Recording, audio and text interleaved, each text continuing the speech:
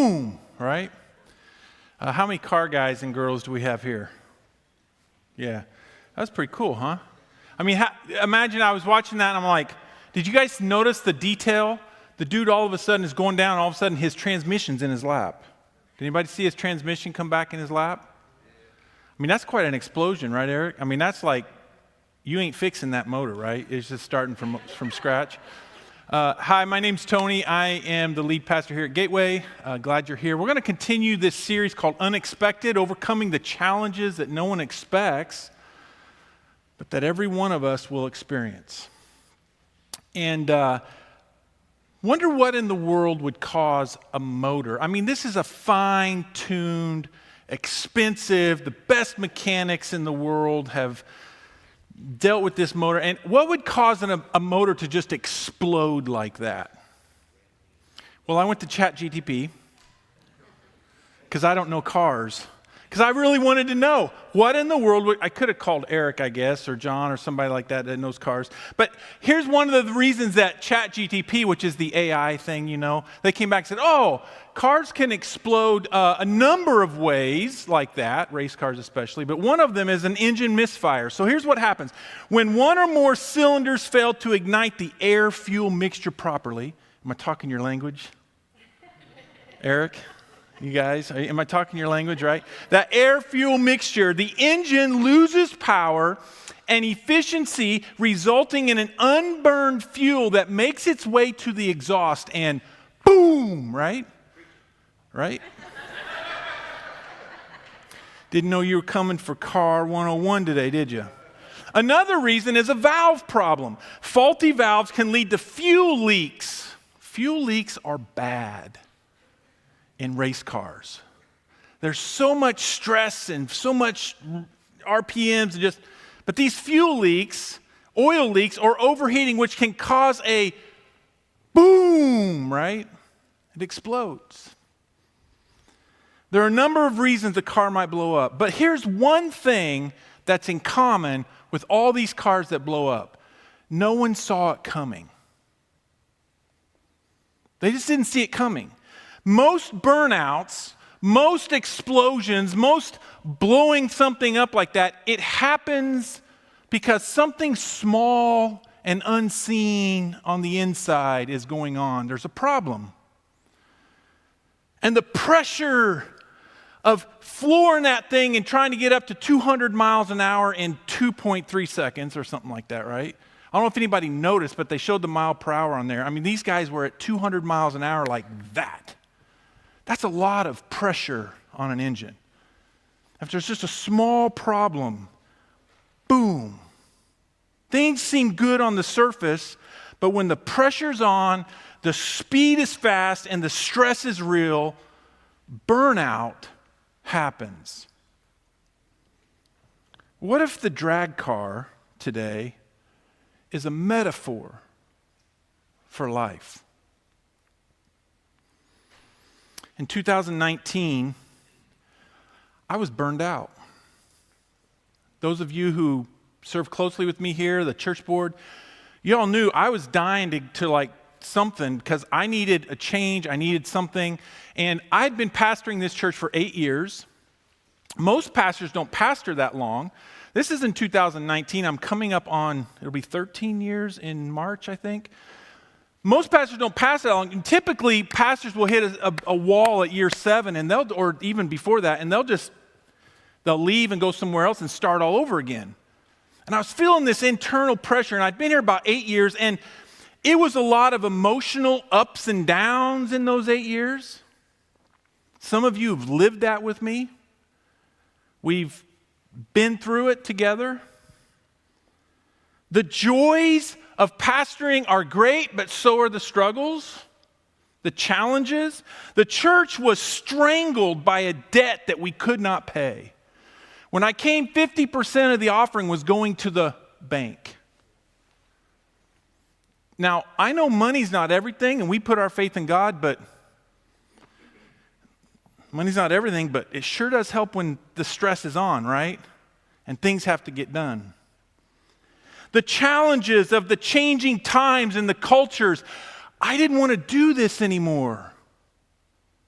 And then COVID hit. I'd planned a sabbatical.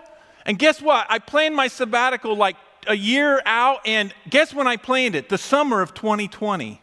What was going on in the summer of 2020? Exactly.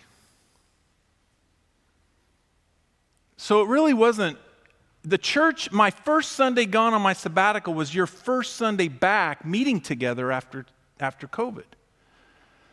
Yeah, you weren't on my mind at all.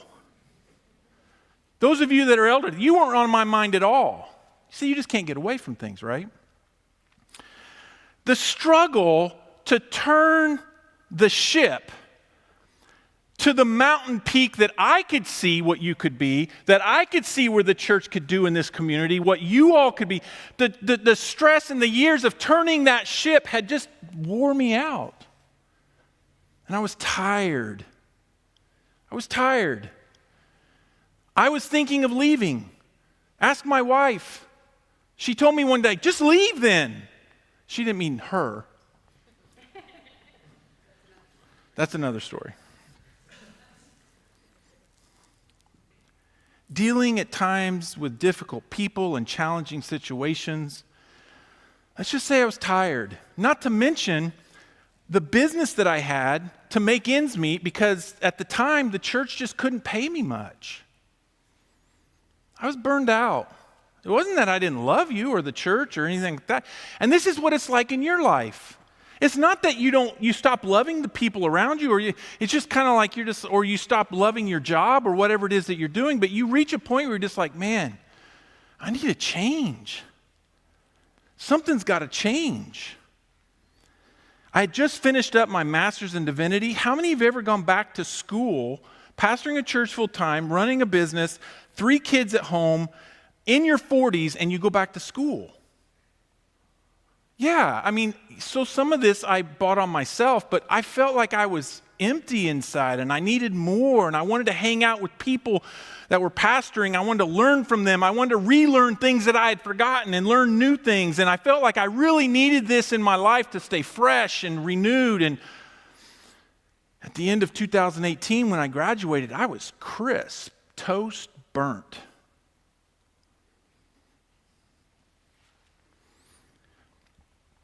It's hard going back to school in your 40s.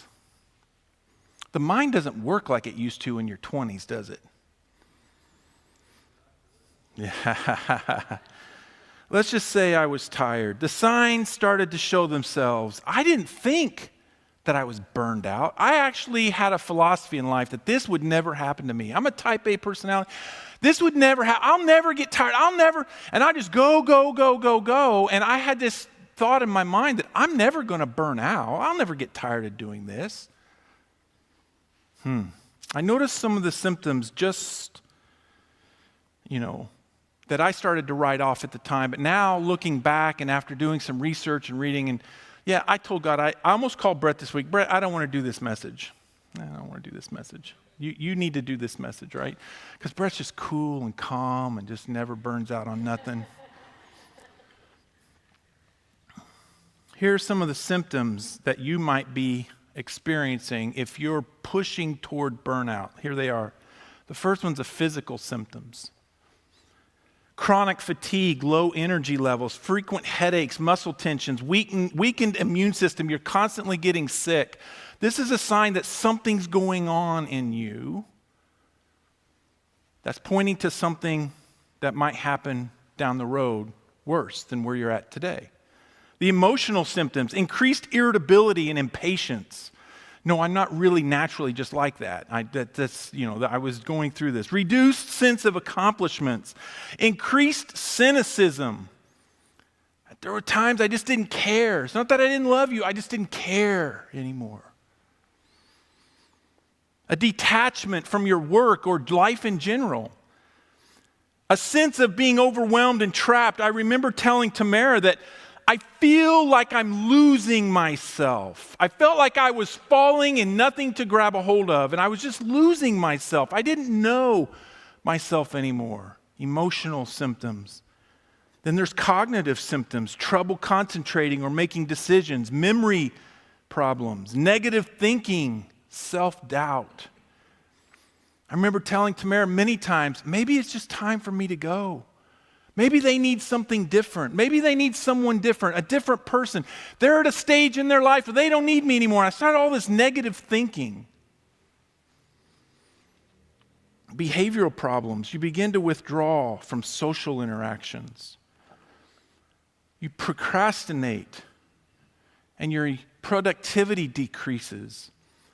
You get up every day and you just don't even know where to start or what to do.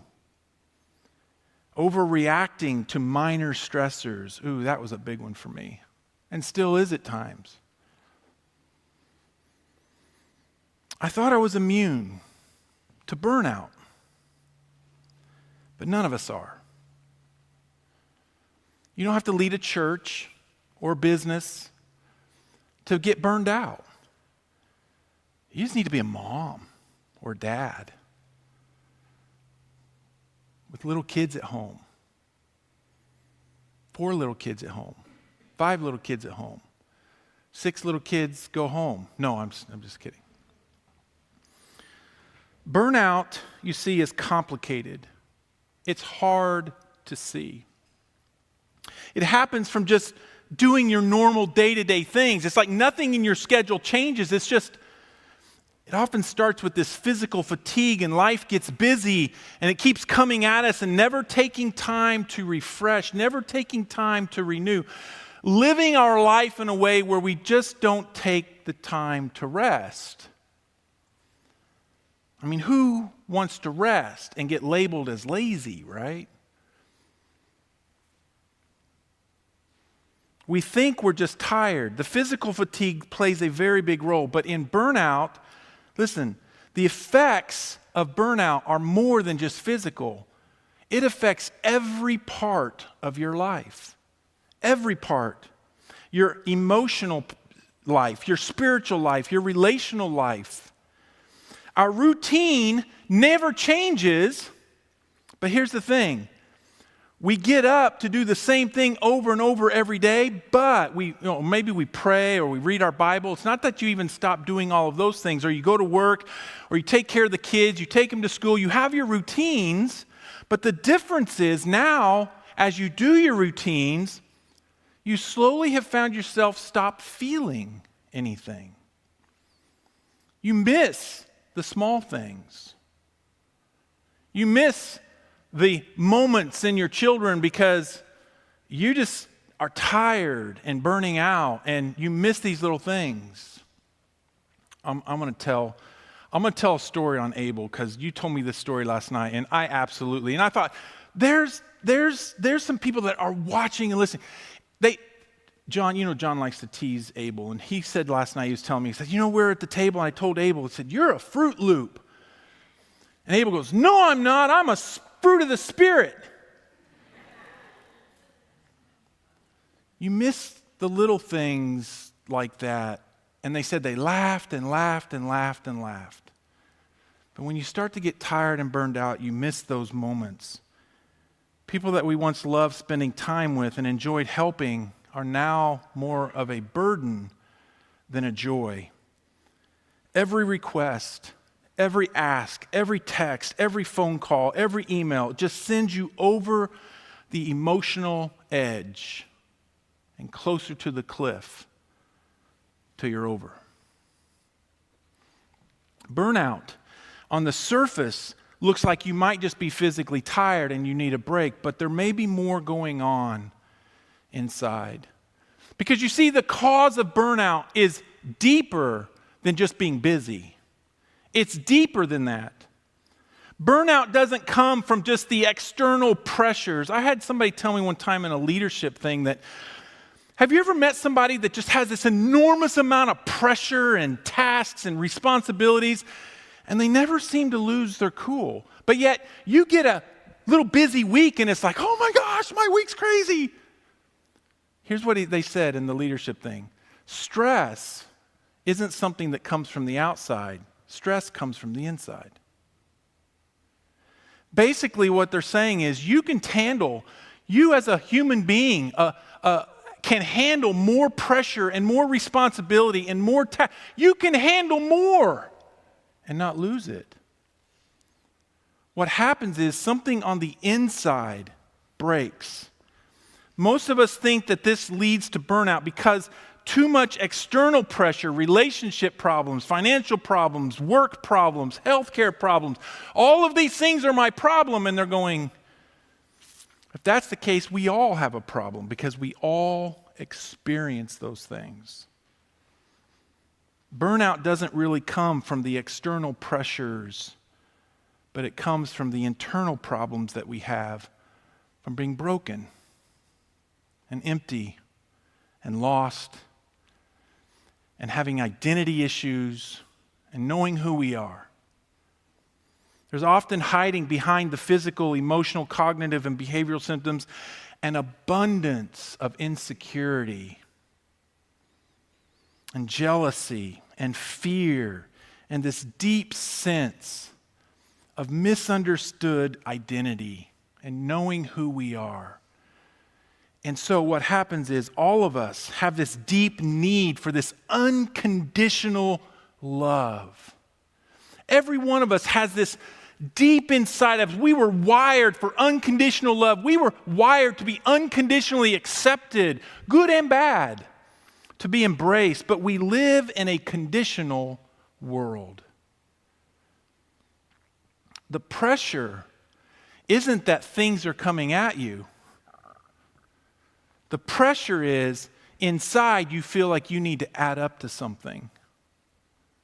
You need to prove something. You need to be performance driven because then if you're good enough or you're smart enough, people will love you and they'll embrace you. We live in this conditional world. We live our life, do our work, do our relationships. We do everything around us. We do everything in our life with this burden to prove something. And that is where burnout comes from.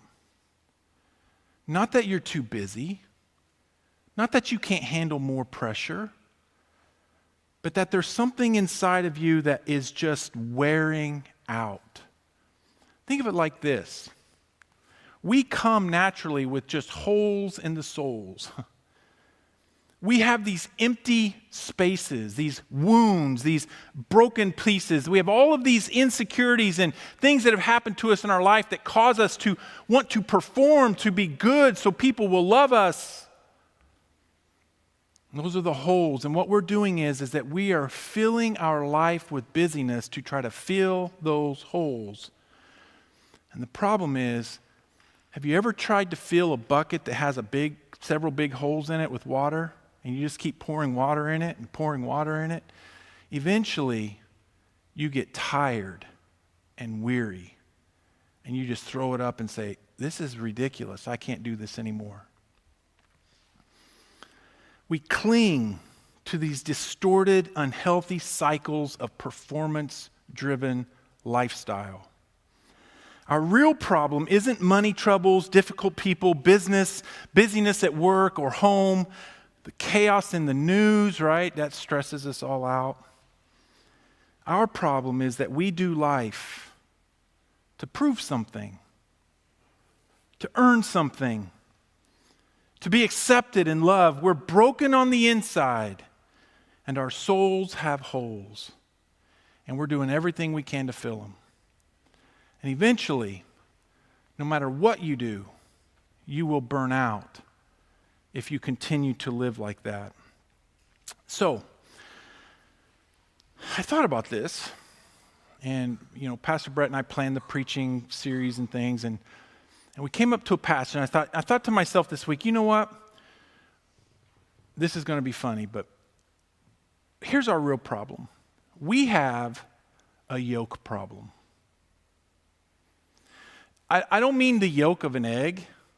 I don't mean like the yellow stuff that, over easy or over hard or whatever. I'm not talking about that yoke. We have a yoke problem. In Jesus' day, the yoke was crucial and necessary to all of life. He lived in an agricultural environment, and the yoke was this wooden thing that they would put on the work animal. And the work animal would have this yoke, and he would pull the plow. Life feels like that sometimes, right? Just pulling the plow. And it was critical that the animal would pull the plow correctly and finish his work because they needed to plant the seed, because they needed the seed to grow, and they needed the crop to live. They didn't have tractors. They needed yokes. All they had was animals, and you can't get an animal to pull something successfully without a yoke. The ox or the cow or whatever they used, I bet for them life got really weighty. I bet there were times when the ground was really hard and it was hard to pull. And I bet there was times that maybe the ground was a little softer and it wasn't quite so hard to pull. If the yoke, listen, didn't fit the animal quite right, life would become painful for that animal. Eventually, that yoke would rub sores and open wounds in the backs and necks of those animals. It was critical that the yoke fit well. As a matter of fact, if the yoke didn't fit, sometimes after working for a while, you might say they burned out. They would just resist the work because the pain was just too great. The ox, even though there was work to do, would become disinterested. Nobody likes to work and continue doing what you need to do when you're in pain. Now, don't laugh at me. Many years ago, when I was stupid and young, I had a good friend who was into backpacking. And he said, "Hey, Tony, I want to take a group of guys backpacking, and we're going to go out for a couple days, and we're going to pack into the wilderness, and we're going to have a spiritual backpacking session." I'd never backpacked. He said, you want to make sure you've got this. I've got all the backpack and all that stuff. You don't have to worry about that. I'll have all that. But you got to make sure you got good socks, good shoes, things like that. Me, not knowing anything, I didn't own a pair of hiking boots or boots at all. So I went to Walmart and got me a pair of work boots. Yeah, some of you who've hiked are going, oh my goodness, what an idiot. It wasn't a couple of hours into that. Well, number one, it was the first time I'd ever wore them was on the backpack. We had 2 days of hiking, many miles, and we weren't even a mile or two in, and my feet had so many blisters, I could hardly walk. My shoes didn't fit quite right, and they were the wrong shoe for the job. It made my backpacking experience miserable. I missed out on the fun. I missed out on the joy. I missed out on the beauty. No matter how fun it was or how beautiful it was, or no matter what was going on and all that was happening with the men and their spiritual life, when I got to camp that night, I didn't think about anything but putting my feet in cold water. And I was in pain. Life will always have responsibilities and pressures and work that needs to be done. But it should be meaningful and joyful. Listen, just because life is weighty, it doesn't mean that it should be weary. Think about that for a moment as we go on. So perhaps it isn't the thing, perhaps it isn't the things in life that throw us back, right? Or that life throws at us, but maybe it's the yoke that we have chosen to put on to pull through life. We all have a yoke. We all have taken something upon ourselves, and this is how we're going to live. This is how we're going to do work. This is how we're going to do relationships. This is how we're going, and that's our yoke. How we're going to pull through life. Jesus said it this way in Matthew chapter 11, verse 28. Then Jesus said, "Come to me, all of you who are weary and carry heavy burdens, and I will give you rest. What's going on here? Jesus is talking to the people because the people are weary and burdened down. What are they weary and burdened down with? Their religion. Flat out. The Pharisees made it hard. The yoke that the Pharisees put upon the people, the rules and the regulations and the cleanliness and all that had to happen in their religion, they just couldn't do it anymore. All of their religion did not satisfy what was truly going on in their hearts. And here comes Jesus, and he talks to the masses, and he looks out at them, and he sees their weariness and their burdens, and he says, listen, come to me, all of you who are weary. This might be the most gracious invitation to the kingdom in the Bible. But it takes humility. It takes for us to admit that we're wrong, that we're doing it wrong, that we got life wrong, that something isn't adding up. Life should be more joyful than this. Life should be a little less troublesome than this. Yes, we have pressures. Yes, we have stresses. Yes, things happen to us.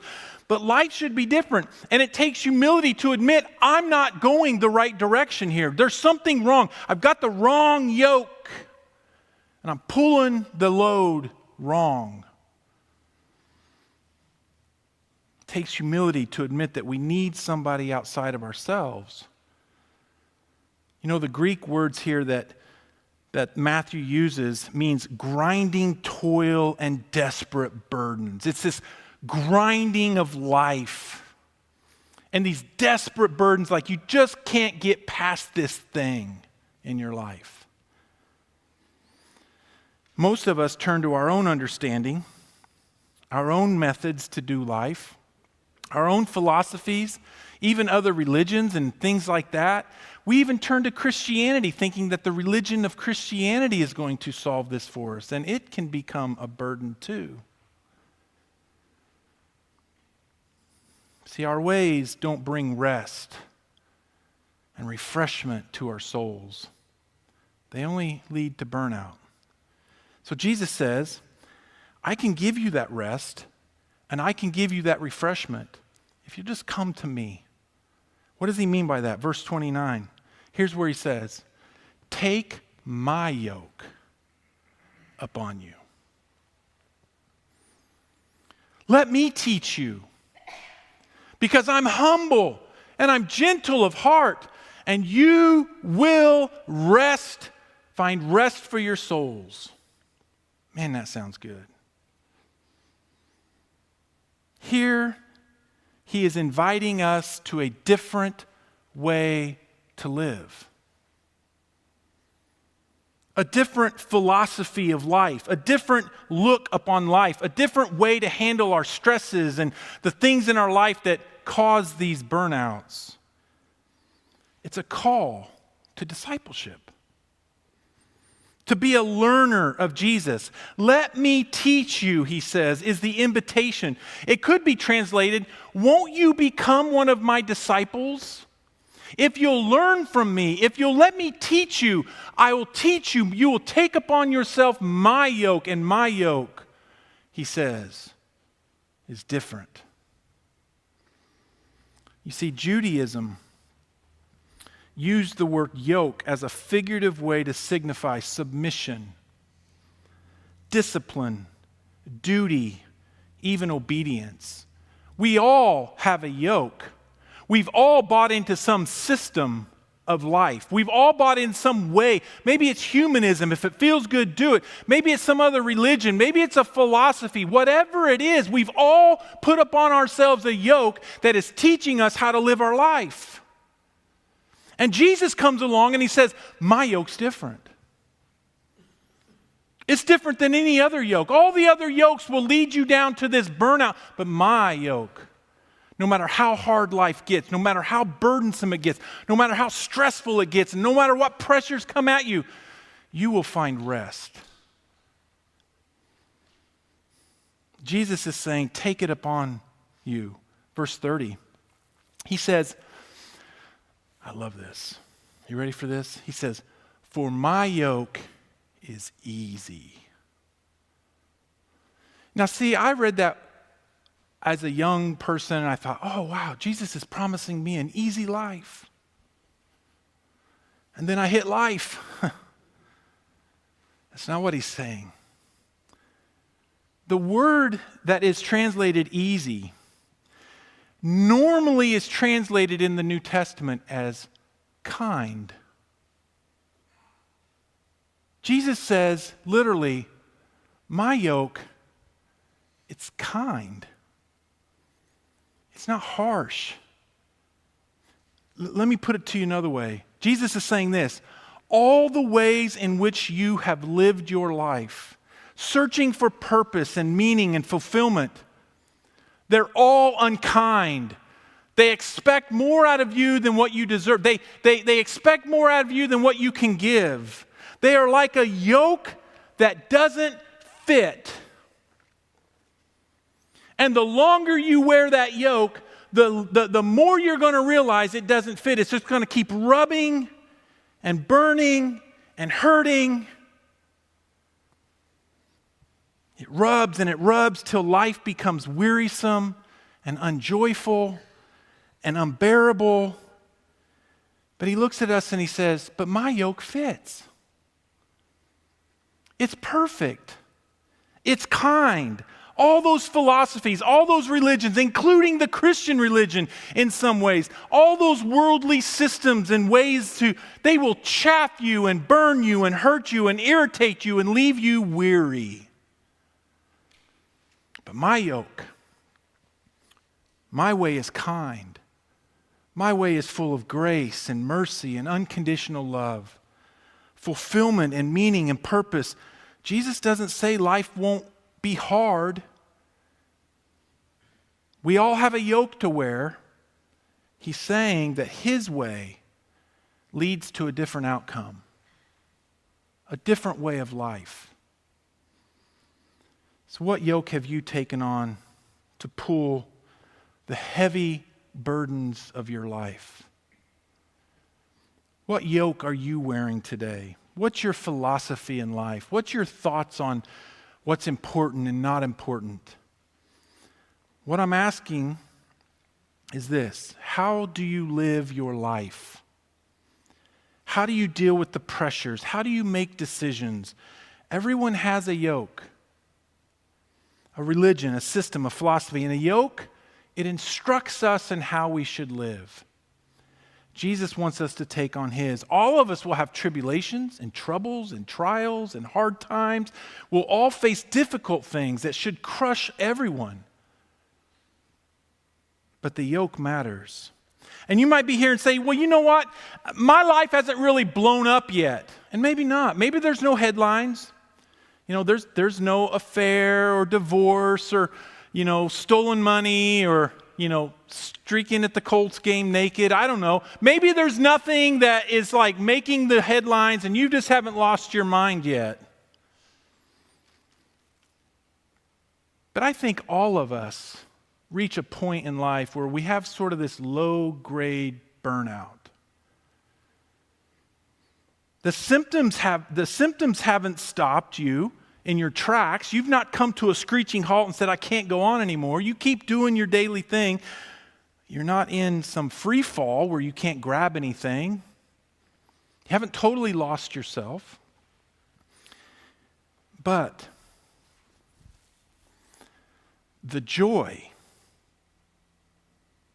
of life is gone.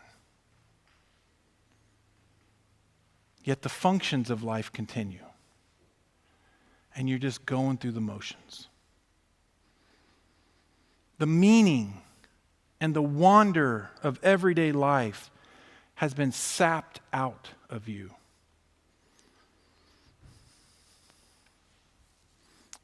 How do you take on Jesus' yoke? The first thing you do is you admit that you're going the wrong way and that you've got the wrong yoke on. And you turn your life around and make a decision that I'm going to follow Jesus. See, in our church, I know, and I brought up, it's not so much about the sinner's prayer or the moment, and those things happen, those crises. I want you to become a Jesus follower. Even more than I want you just to say, I got a ticket to heaven. Because Jesus changes lives day by day by day. And he can change yours. It's a process. It's not going to happen tomorrow. The change happens when you turn and you start going the other direction. That's a big moment in your life. But you tend to follow Jesus because you look to him and say, I want to learn more about him. You begin the lifelong process of learning from him. Jesus' yoke is a way of life, a way to live, a way to interact. Jesus' yoke is a decision to become more like him every day.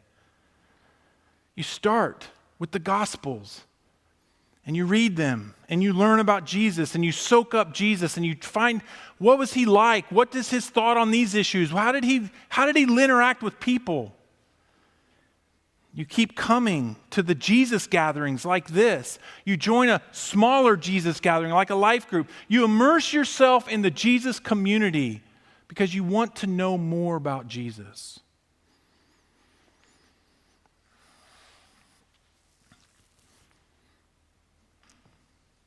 Can you imagine?